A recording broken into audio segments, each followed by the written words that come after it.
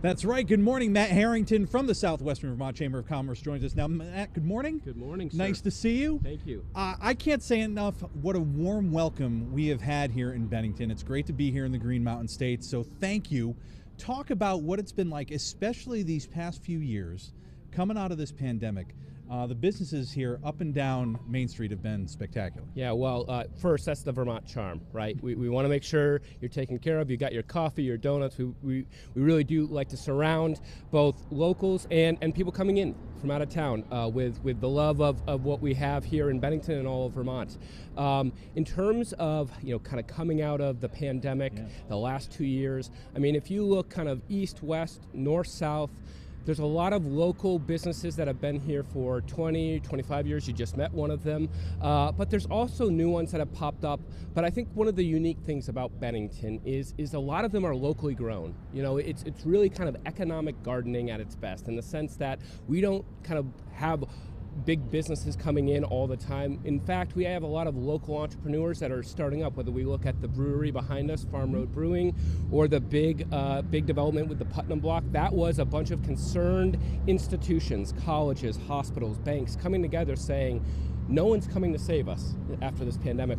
We're going to have to save ourselves. And so if you go up and down Main Street and North Street and South Street, you're going to notice a lot of locals. Yes, sure, there are some that moved to town and they wanted to start a business as well, but a lot of them are local, and I think that's part of the heart of Bennington.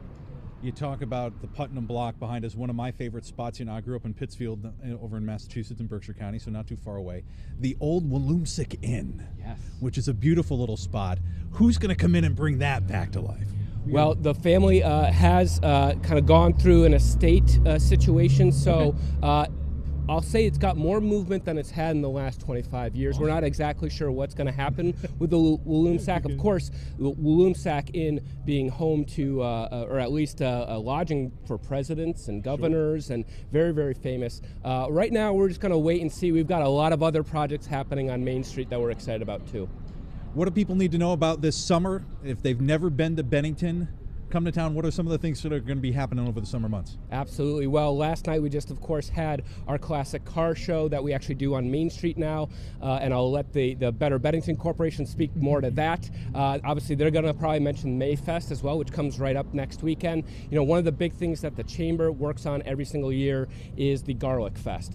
So we do that right at the end of the summer, right on Labor Day weekend.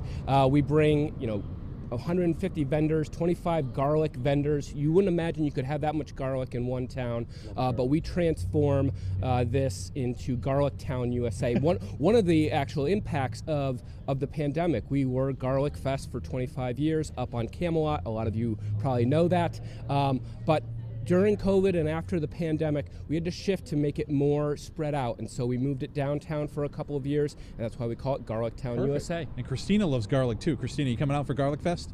Oh yeah, are you kidding? I'm just gonna make sure I bring some garlic. Yeah, bring the mints.